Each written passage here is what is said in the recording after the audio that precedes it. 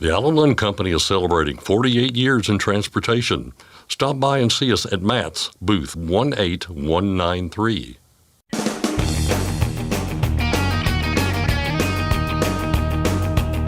OOIDA, representing America's truckers since 1973, presents Landline Now with your host, Mark Redding. Some states facing a problem with nuclear verdicts are considering a limit on pain and suffering damages, but in Illinois, lawmakers went the other direction. I'll talk with Don Schaefer of the Midwest Truckers Association. A project that features 40 female truck drivers is making its way through the U.S. Sisters of the Road started out as a photo project that soon turned into a rolling studio. We speak with the artist behind the idea. And finally, several states are undertaking efforts to reform towing practices within their borders, and with predatory towing being an important topic in trucking, you may well be affected. Scott Thompson gets the details from our state legislative expert, Keith Goebel. But first, the news with Ashley Blackford. Thanks, Mark.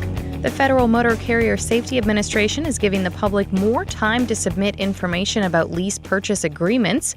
The agency had recently asked drivers to submit their own lease purchase agreements for review, part of a larger mission to study the issue. The original deadline was set for March 18th, but the Owner-Operator Independent Drivers Association asked for an extension so drivers and other members of the public have sufficient time to collect and submit leasing information. That's especially pertinent to this issue because the process of submitting documents with confidential information involves more steps. FMCSA on Tuesday granted that extension request, putting the deadline at April 2nd. The information collected will help inform the Truck Leasing Task Force, which has been examining the terms, conditions, and equitability of common truck leasing agreements. That group is set to meet at the Mid-America Trucking Show in Louisville, Kentucky on March 21st. The public has been invited to participate either in person or via Zoom. Diesel prices are down for a third straight week. That's according to the Energy Information Administration's weekly report. It put last week's national average at $4 flat, down nearly 2 cents compared to the week before. Prices were down in 9 of the 10 regions EIA tracks. The West Coast minus California was the only region that saw prices go up, with a hike of 1.4 cents. Over the past 3 weeks, diesel prices on the EIA survey have fallen by a total of more than 10 cents a gallon. The declines are holding true this week as well, according to ProMiles.com, which had the Tuesday morning average settling in at the same price at $4 a gallon, down more than a cent compared to last week. Prices were down in all 10 regions on the ProMiles report. 3 trucking companies are suing a Memphis towing company that's at the center of controversy. The civil lawsuit against A1's towing spans 56 pages and makes a number of claims. It says the company created deceptive parking areas to lure and trap unsuspecting commercial truck drivers and used violence or threats of violence to collect. The suit also alleges that the company and its affiliates violated the federal RICO Act, which is notoriously used on the mafia. The 3 companies are asking for up to $5 million in damages plus legal fees.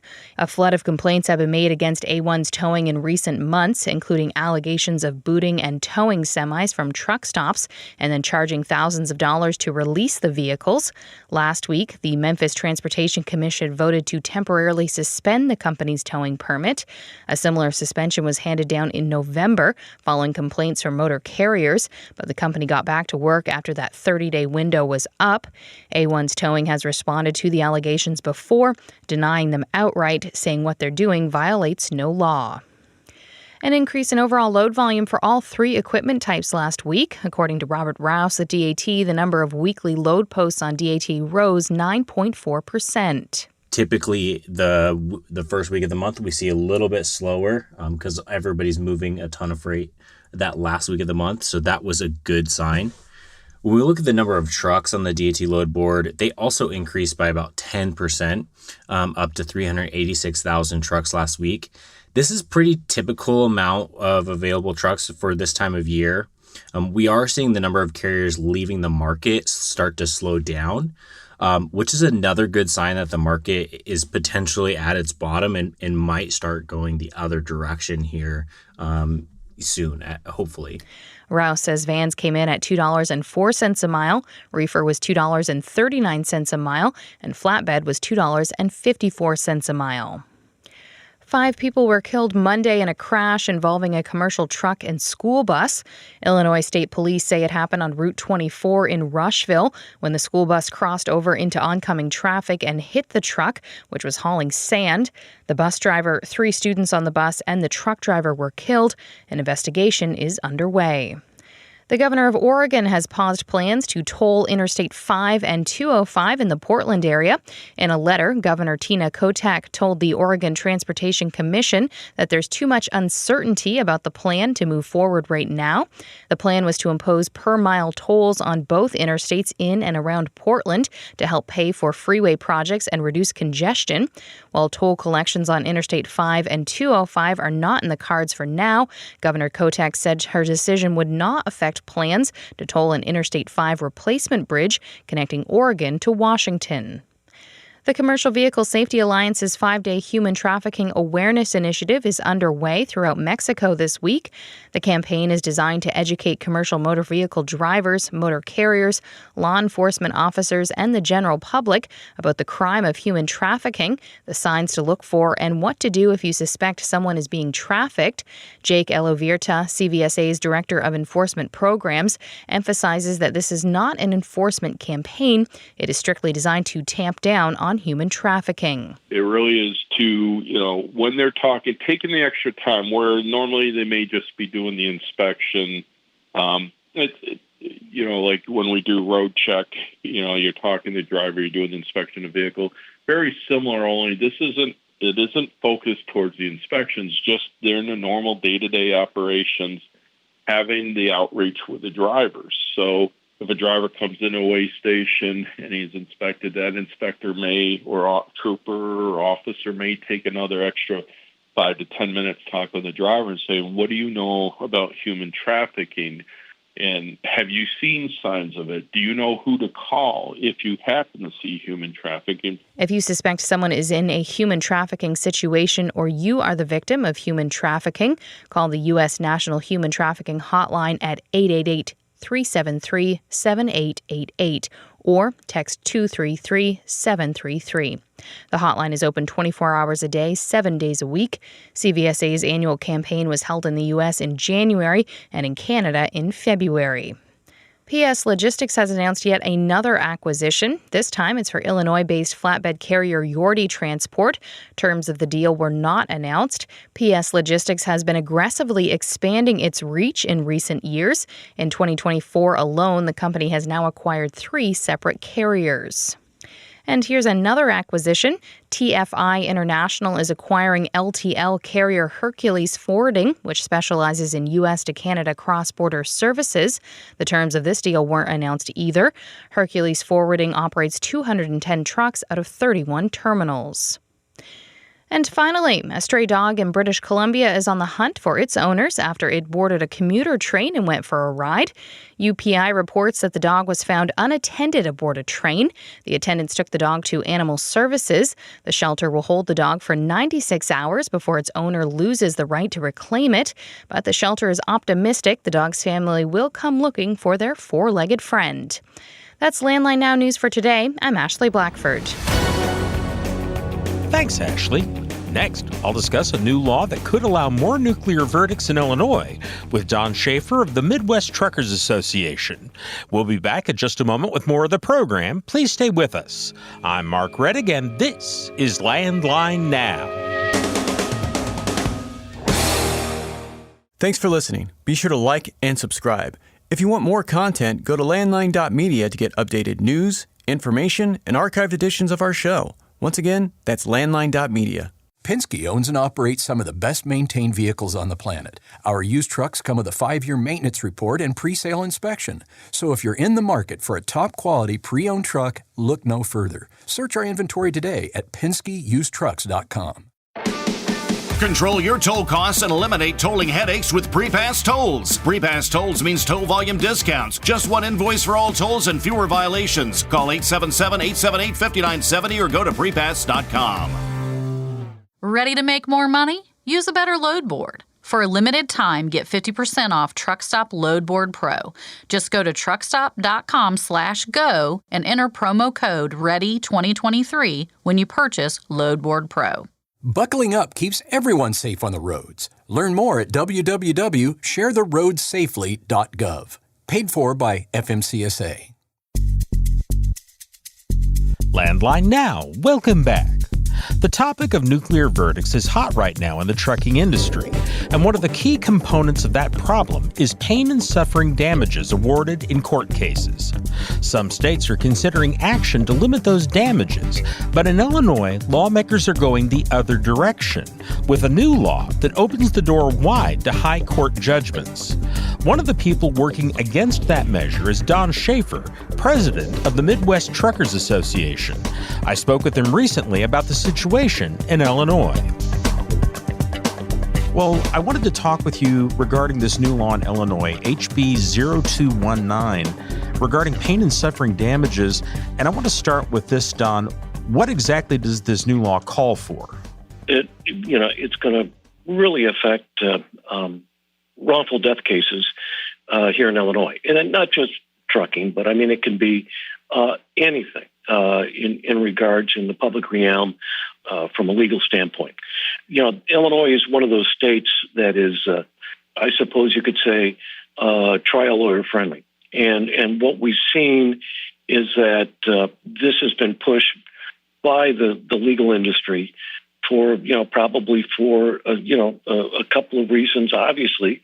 And who's it going to benefit? The bottom line, it's also going to benefit the lawyers who are, who are part of these lawsuits out there. It could be anything. I mean, it could be a personal injury case, but also could go into everything else and go to product liability.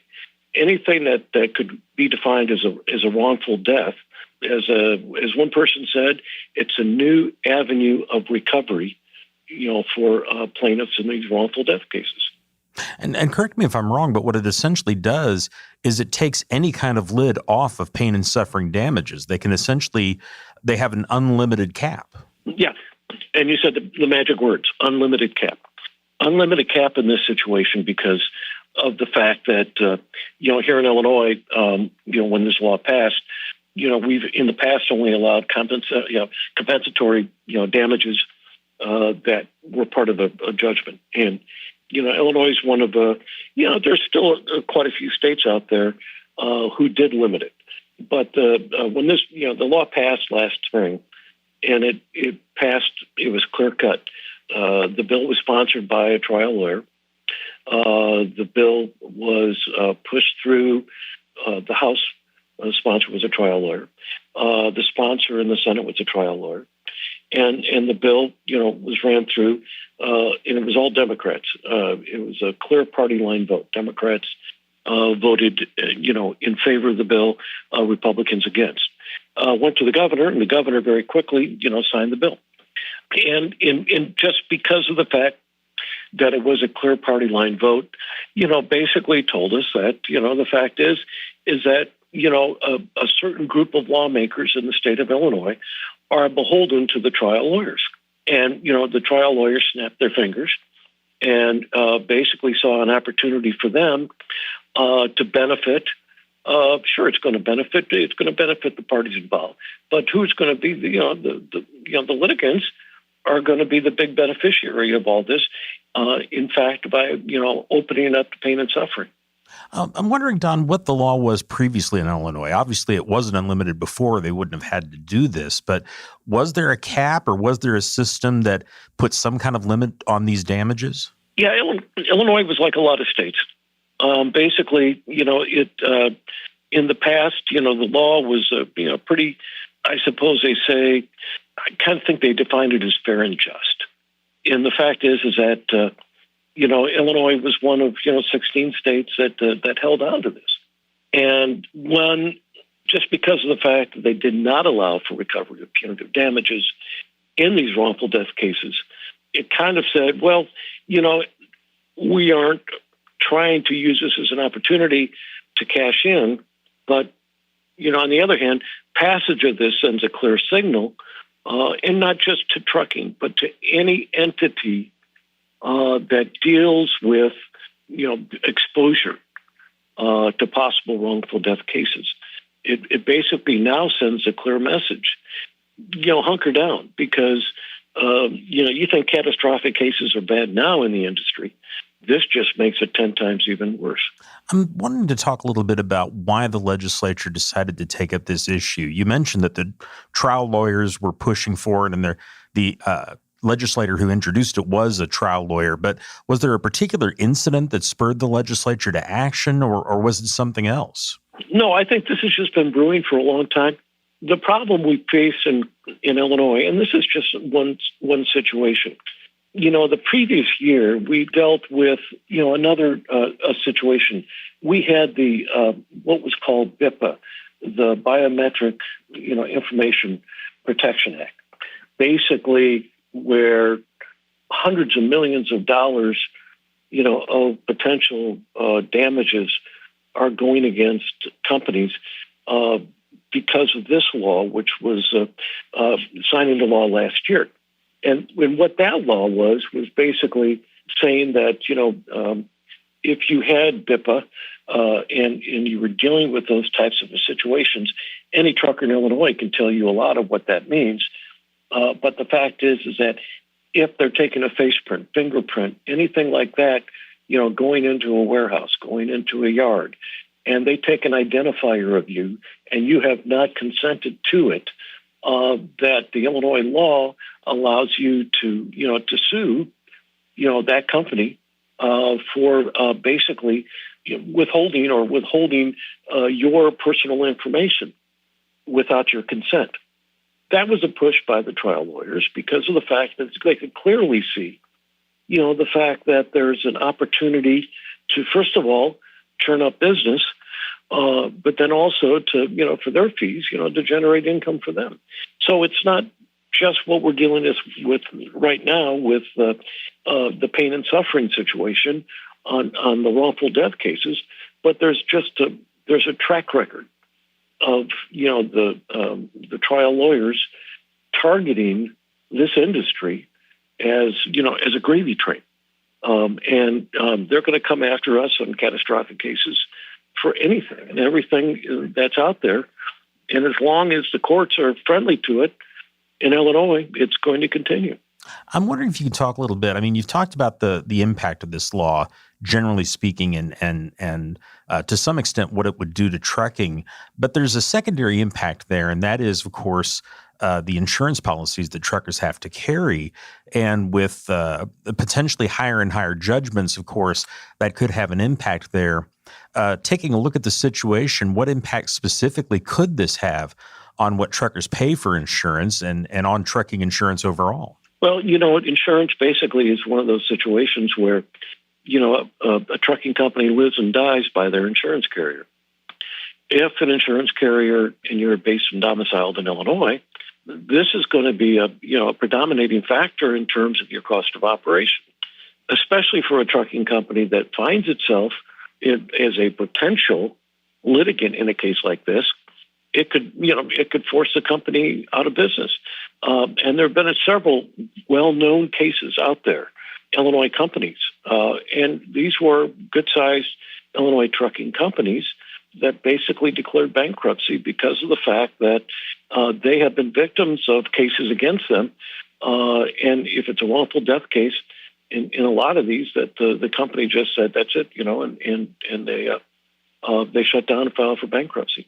I do want to bring up the fact is that there is some recourse being sought in the upcoming session of the General Assembly in Illinois. And that's a piece of legislation that basically would, kind of temper the unlimited pain and suffering provision that was tacked on to the law. Representative Ryan Spain, a good friend of trucking who understands the trucking industry, basically has filed a bill that would do that. It would fat cap, the non-economic, damage portion of that bill. And we see it as a savior. There are a lot of business entities, a lot of business groups that are supporting this because of the fact that Remember, we aren't just talking trucking here. We're talking all across the board. We're talking, even those that are, warehousing, for example. We're talking factories. We're talking construction. We're talking just about anything and anywhere where a scenario could be played out where we could be dealing with a wrongful death situation. You obviously watch the legislature there in Illinois very closely, and looking at that bill that would kind of pull back the one we're talking about. What's support like for that bill in the legislature right now? I mean, does it appear that this is a Don Quixote situation, or does this thing really have some good support? Well, I think the thing to remember is that you've got to step up and you got to take a stab. Right now, the legislature, and it takes a year, maybe it takes 2 years, but we have to be able to prove the detrimental effects of the legislation and what it has done to the overall business atmosphere in Illinois. It's one more nail in the coffin is the best way to put it, for a company doing business in Illinois. It's bad enough because, our taxes are so high. It's bad enough because we're dealing with, crazy ideas like, at least for trucking, they want to impose CARB regulations automatically in Illinois. Companies are sitting there going, why am I doing this? And then the fact is that this is something that comes back for a company who thinks real loud and real hard about, am I better off saying, get the heck out of Illinois and go to another state that understands or has a little bit more sympathy for a company? Because of the fact that, as long as the trial lawyer lobby has that strength in Illinois, we're going to have a very difficult time.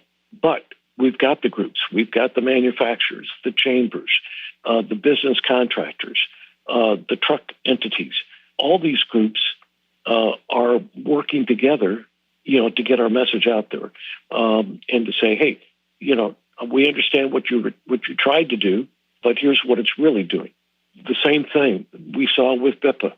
Here's what you thought you were doing, but this is what it's really done. So it's we're spending more time trying to go back in, to fix their mistakes. And hopefully we can get a hearing on this bill in the next couple of weeks during the committee process. Well, Don, that's all I have. Is there anything else that you'd like to add on the topic? Well, I think, the fact is that we really, have, I don't know, I'm trying to come up with the best way to say it, to be nice about it, is that, the political influence of the trial lawyers, is what's really guiding this. And we would like a little common sense to prevail in this situation.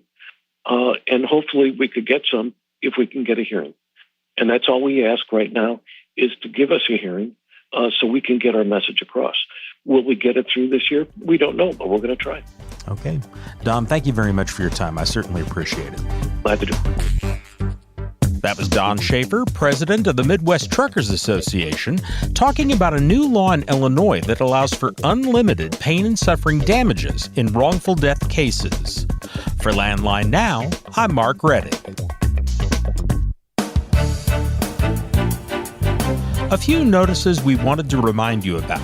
A recall of about 700 Kenworth trucks is underway. NHTSA says the truck's air tanks have an insufficient volume of air for the brake system. Letters to the owners of the recalled trucks will go out near the end of April. Repairs will be made free of charge.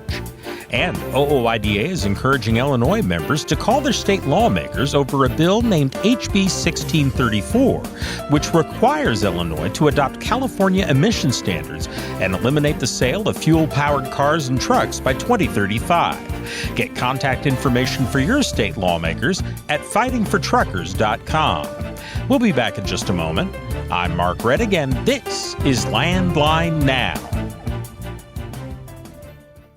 Are you tired of the IRS following you around like a dark cloud? Call 888-557-4020 and get your life back. Dispatch, I picked up that load of steel, so I'm ready to roll. Sounds good. Remember, we're getting paid by weight, so make sure to use a CAT scale. I wouldn't weigh anywhere else. Forget misaccuracy when you're truck on a CAT scale. It's tested and proven. Burn 2.1% less fuel when you balance all wheel ends with Centromatic. Call 800-523-8473 to get the OOIDA discount. Landline Now. Welcome back. A rolling portrait studio that features 40 female truck drivers is making its way through the U.S. I recently spoke with the woman behind the lens who captured these photos, Anne-Marie Michelle. She joins me now. Anne-Marie, tell me where this idea came from and how it all started. Yeah, I started shooting it at the end of 2017, so it's been a project that's been going on for a while. But the actual inspiration behind it goes back even further. It's like the first page of the book, when you open it up, says an ode to my mother, my first long-haul heroine. And if everyone's first question is, oh, so your mom's a trucker? I was like, no, she wasn't a trucker. Then I have to tell the whole story. So the inspiration is from my family. My parents got divorced. My mom hadn't worked in 18 years, and we found ourselves in a bit of a bumpy situation. And instead of just kind of waiting there for the worst to happen, my mom put my sisters and I, and there's 4 girls, and my mom, so we were suddenly a family of women. And she put us all in a family Trans Air van and drove us from Houston, Texas, where I actually am right now, to Ohio. And so a place where we'd never been before, but we knew we could afford to live. And we just rebirthed our lives in a kind of a true American dream fashion. And it was that kind of movement and journey and traveling, watching my mother get stronger along the journey rather than more tired and weaker, the fact that she was taking control of her life. And that was like a really big kind of building block in my character, that this is the ability to take control of whatever your situation is, have resilience, and when things get tough, get moving. And that's the connection to all of these trucker women who are just so inspiring. And I didn't realize how inspiring they would all be until I actually started meeting them. And I was just like, wow, I've really got something here. And this is how it just kept rolling.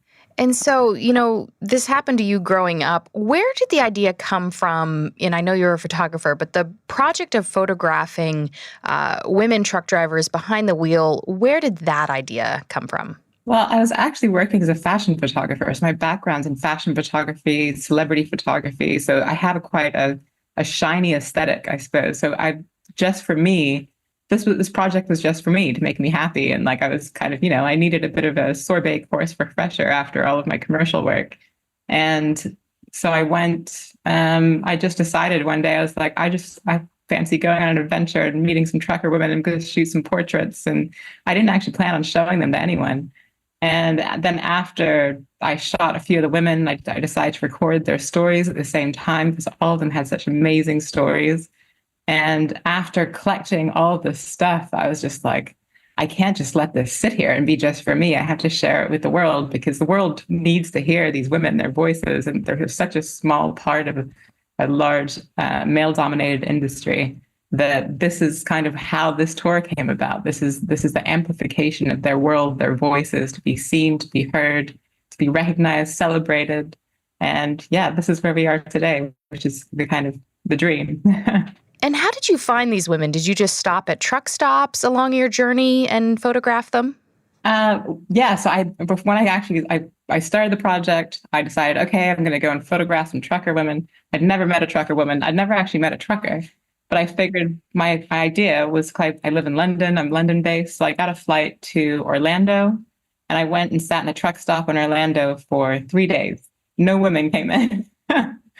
And I was like, where are they? And I didn't know the statistics then. I figured if I waited in a truck stop, of course, a trucker will come in through the trucker entrance and I can talk to them. And that didn't happen. It was actually the first trucker woman I saw, not that I got to talk to, was I was in my car outside that truck stop in Orlando. And I was kind of feeling a bit deflated, like, what am I doing in the middle of an Orlando truck stop for 3 days? And this isn't quite panning out as I planned. And I saw a trucker woman come out of the entrance, so I missed her coming in. And then she walked across the parking lot, got into her truck.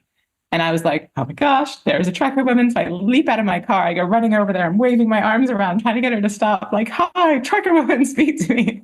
And of course, she kind of looked at me like the crazy woman I was, waving my arms around in the middle of a truck parking lot, and kept going. And I was like, right, I need to approach this differently. So then to actually get the first woman, I just talked to everyone I knew. And I actually found, it was my sister's old childhood friend who works for a trucking company who knew a trucker woman. And that was in Ohio. So I drove to Ohio, photographed my first woman. And then from there, it was just gaining trust and then going through networks, social media, all of that, and it's snowballed from there. I think it's once you kind of gain the trust, they know what you're doing is completely kind of like true and pure, and I guess you have to earn trust in something like this, and I eventually got there. Wow. What stood out to you the most when you met these women and you were photographing them? What about them and trucking stood out to you the most? Lots of things surprised me, I think. One, I didn't think they would have such kind of rich, amazing stories and lives, and I didn't think they would be very open with me. That's like my assumption when I got there. I thought I was going to have like, okay, you can take my picture and I'll maybe tell you what my favorite truck stop food is or something. But they just brought me in. I sat in trucks with people and they told me their life stories and I told them my life story back. We had this kind of, like true communication, and it was different and beautiful. And I became a part of this community of women, which has stayed, and I still have them all. As I was going around, I added them to a Facebook group, Sisters of the Road Facebook group, which is a private group, and it's just for everyone in the book. And we've kept in contact the whole time. So through all the exhibitions in London and Europe and Australia and wherever this work is going, I'll be there, and I'll be there when the work is being hung, and I'll do a private view on the Facebook group, and they can all take part.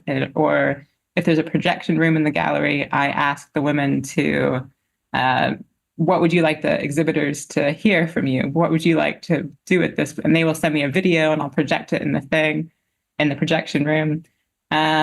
Also, I'll have places where the exhibit visitors can write questions to the women, and then they answer it on my Instagram that evening. So there's so many lines of communication which they're included in, and really using this work to make a platform for them to be fully collaborative, and that this is I see as half being their work as well.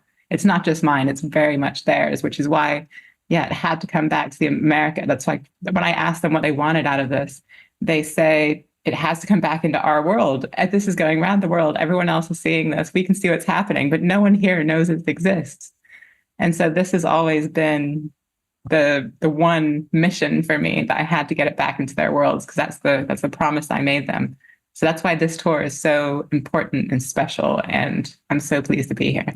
Now, I'm curious, when you got this idea to photograph women in trucking, you came to the U.S. You didn't stay in London. Why did you come to America to do it? I have found women truckers in England, of course, as well, although it's actually an even smaller percentage. And still that was interesting, but it's not, and people are like, okay, so you've done the American female truckers now, and now you're going to do the UK, you're going to do Europe, you could go to Australia. And I was like, well, all those things would be fun, but that doesn't really have the artistic connection for me. For me, it's about the fact of this journey that my sisters and I made. This is like the core of it. My mom drove us across. It was from Houston to Ohio. This is why the American map is on the cover of the book. It's very much rooted in America, the American dream, the way that you can, particularly here, I think it's different, the way that you can rebuild, rebirth everything yourself. If you have this vision and like the maybe gumption to do it, then it's possible. Like all things are possible. And for me, that's very much why I had to do it here. It's just a part of the story. I couldn't do it anywhere else. And I saw, I believe it was on your Facebook, a drawing of a truck that had Sisters of the Road on the side. Was that kind of the beginning of it all? Talk to me about that. Yeah, no, that was of course, I promised the women that I would get it into America, and it has to come back into their worlds. And I'm actually traveling right now with my 9-month-old baby, which is making it even more interesting. So it's while I was pregnant, I actually had time. I was huge. I was stuck on the couch at home and I couldn't really do anything. I had time to think and sketch and just kind of daydream a bit. And so this is where that came out from. I literally drew that really bad sketch of a truck, wrote Sisters of the Road on the side, and then thought, oh, I got time. I might send off a couple of emails. And then, here we are. Now, for those who might not have the chance to see this, can you describe what it looks like?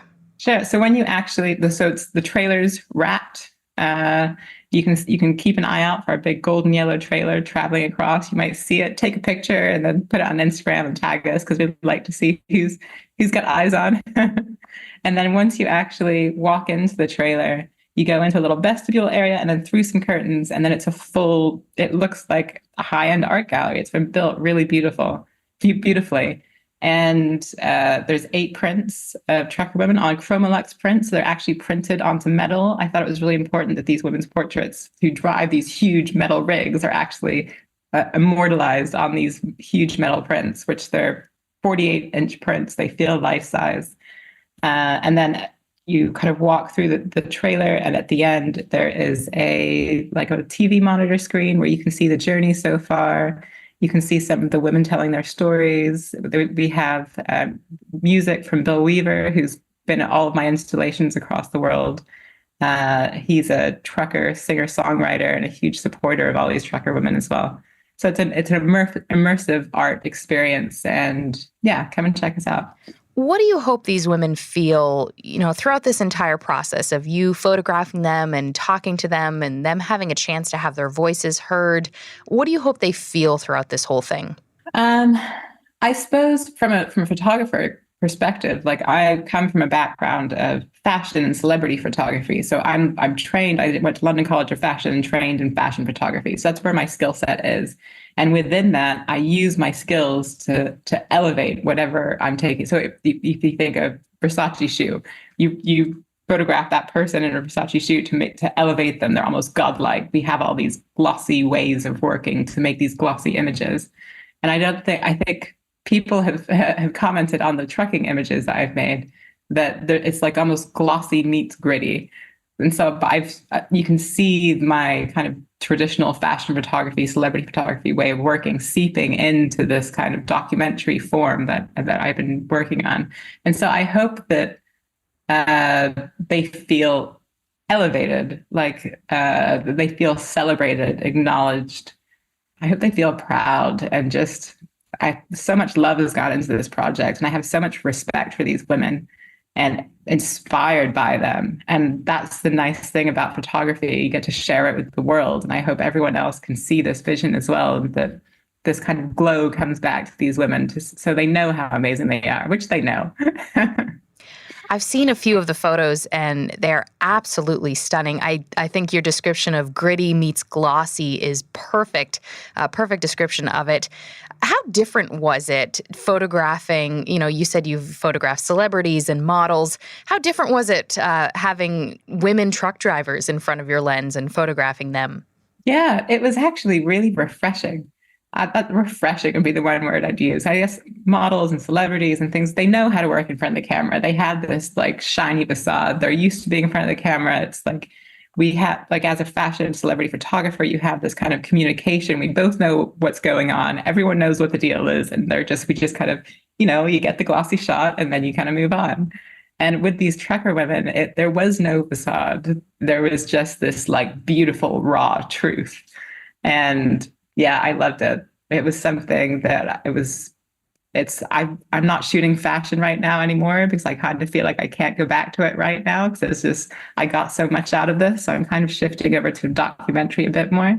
So I guess that can tell you like how different and beautiful the experience was. It was just so good that I can't go back. That was Anne-Marie Michel talking about the Sisters of the Road tour. To see a full list of where the truck will be making stops, you can visit sistersoftheroad.com and click on the USA Tour tab at the top. For Landline Now, I'm Ashley Blackford. Stay tuned for more after this. Capital Reman, your leader in remanufactured diesel engines and components, is celebrating its 10th anniversary. Let us help you avoid costly downtime and repairs by visiting capitalreman.com today. Use code OOIDA10 to receive your member benefits. Stock up on Howe's Diesel Treat, the nation's most trusted anti-gel. And to be safe from the harshest winter conditions, make sure you have Howe's Diesel Lifeline on hand, the fastest-acting gelling rescue product. Available nationwide, Howe's products are designed to keep you rolling through the toughest conditions. Visit howesproducts.com. Attention professional drivers, are you behind on your tax filings? You owe money? Integrity Tax Relief Group frees drivers from IRS trouble. You watch the road, we'll keep an eye on the IRS. Call now. 855-976-4291. Since you started, what you've loved about trucking is the freedom. Heading out on your favorite route, a good driving song, And thinking about truck insurance. Well, maybe not that last one. That's why we're here. At OOIDA, we have a full range of truck insurance products, expert advice, and great customer service, helping you get the right coverage for your operation. Go to OOIDA.com because your job is to drive. Our job is to help with everything else. Welcome back to Landline Now. We've hit the home stretch on today's program with just enough time to take a run through a few state legislative matters that could end up affecting you out on the road. And when you mention the words state and legislative next to each other, like Beetlejuice, Keith Goebel of Landline Magazine materializes out of thin air to provide information, and sure enough, here he is. Keith, how you doing? Minus the colorful clothing. Maybe next week. Hey, how you doing with the daylight saving time now? How are you doing with the time change? Have you adjusted? It was a struggle the Monday morning, for sure. How about you? I was going to say it was a struggle throughout the day on Sunday. Well, it's a good day for napping, I suppose. Yeah, I guess. No napping right now. We'll get to these changes that could be coming to several states here. We'll start with an update. We've talked with you about this before, Keith, and also in other segments as well throughout the program. Predatory towing, Florida legislators acting to put more protections in place for drivers, and the bill is awaiting the signature of Governor Ron DeSantis. This could be a big deal for people there in Florida. Yeah, something that I know those behind the legislation. There was a House bill and a Senate bill, essentially the same thing.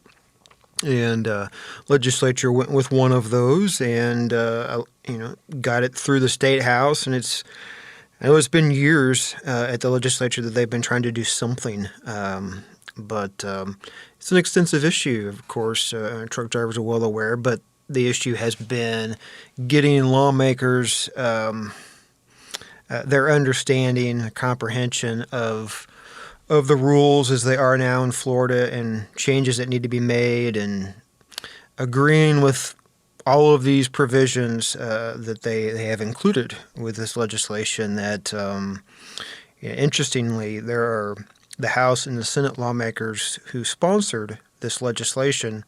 It's their last session. They're not running for re-election this November, and I don't know if that was a coincidence.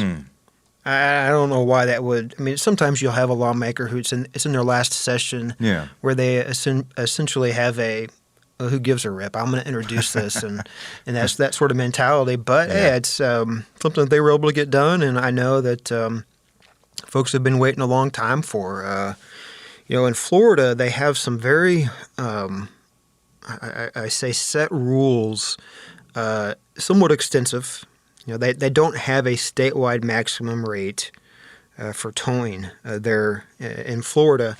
Now, state law requires that maximum rates be set by each county. Now, cities, they can set maximum rates, in which case, if a city has a maximum rate, the county rate does not apply. And then Florida Highway Patrol, and they're also included in this. They can set maximum rates for when a trooper calls a tow. And that rate applies unless the county or the city that they're located has established rates. Sounds not confusing at all. I mean, it's something that probably is more comprehensible if you see it in writing.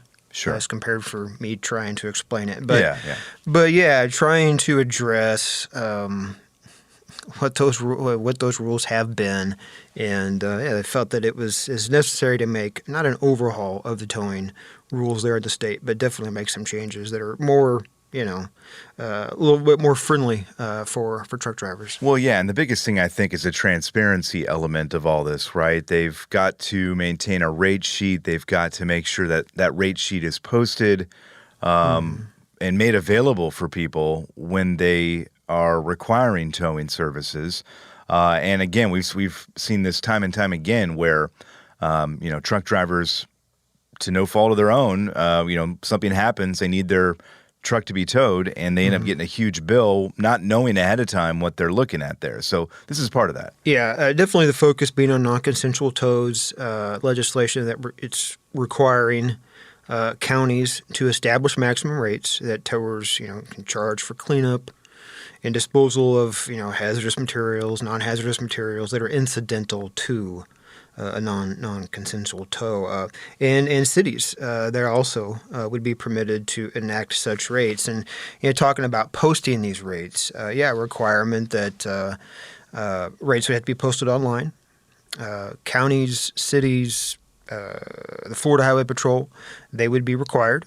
They would be required to have an established process for investigating and resolving complaints regarding any fee or fees that are charged in excess of those rates. Also a requirement for towing operators to have a rate sheet listed that has all the fees, recovery, removal, storage, all of that. That has to be posted at the place of business. If it's requested, provide it. Also at the scene of a tow, have to provide a rate sheet to the owner or the operator of the vehicle if they're there. Some very specific rules as far as trying to eliminate the shock or the surprise of some of these fees that have been added up to this point. Fortunately, there's full expectation that the governor is going to sign this into law. And when that happens, instead of saying if that happens, the expectation is it will happen. It will take effect with the governor's signature. It will take effect on July 1st. So coming up right away. And we've got a few states looking at this issue right now, predatory towing. Virginia, similar to Florida in that there are, I guess, a couple of bills, right, on the governor's desk there. Looks like they would kind of do a similar thing there in Virginia in terms of protecting people from these predatory towing practices. Yeah, and the big focus is on towing companies that come in or swoop in and take a vehicle when, say, another towing operation has been called to come to a scene on a highway to get a wrecked or disabled vehicle. You've got one bill, but again, both of these have been sent to the governor's desk. The Senate version would prohibit a tow truck driver from solicitation or offering tow services in any manner, whether that's directly or indirectly, again, at the scene of a wrecked or disabled vehicle. The focus here that had been pointed out to lawmakers is there are occasions when a tow company will get in touch with like paramedics, first responders that are and when they respond to the scene of an accident or disabled vehicle, they have provided their business card and essentially giving the first responder a kickback if they provide their contact information for a tow. So it addresses that, trying to eliminate a towing operation from swooping in and taking a vehicle. The House version is slightly different, but in effect covering the same sorts of problems that they've been encountering there in Virginia. Yeah, and it's a problem obviously that we have seen throughout the country. It's not just these two states, but it happens everywhere. I know you've got your eye on a few other states looking at this issue right now: Missouri, Kentucky, Mississippi. Those bills are not quite as far, right? They haven't passed the legislatures in those particular states, but they are taking a look at this issue, and it is something that, again, when you look at this issue from a common sense perspective, it is very clear that there need to be more protections in place for people, because for small business truckers, this is something that can absolutely devastate their business. With, again, one incident that is not their fault at all. So hopefully these protections will go a long way toward doing that. Keith will push people to landline.media if they want more information on what's going on with these bills, what's going on with anything else that may be going on at the state level. And we'll see you again next week, and I'm sure we'll talk about something else. Oh, sure. With your Beetlejuice costume on. There you go. Keith, thanks so much. Yeah, thanks for having me. And that's our show for today. We thank you for listening, and we thank you for all you do out there to keep America moving. You probably don't hear that enough. So until next time, from all of us here at Landline Now, take care and drive safe. Thanks for listening. Be sure to like and subscribe. If you want more content, go to landline.media to get updated news, information, and archived editions of our show. Once again, that's landline.media. I'm a dad, a son, a husband, wife, I'm a writer, photographer. I farm. I'm a veteran. I love old cars, fishing, my kids, chrome, and I am a professional truck driver. And together we are OOIDA. OOIDA was founded by truckers to stand up and speak on behalf of truckers. We've done that by combining the individual voices of our members into a single, powerful voice. Protecting your interests, defending your rights. Join us! Make your voice heard. Join OOIDA, the Owner-Operator Independent Drivers Association. Call 1-800-444-5791 or visit OOIDA.com.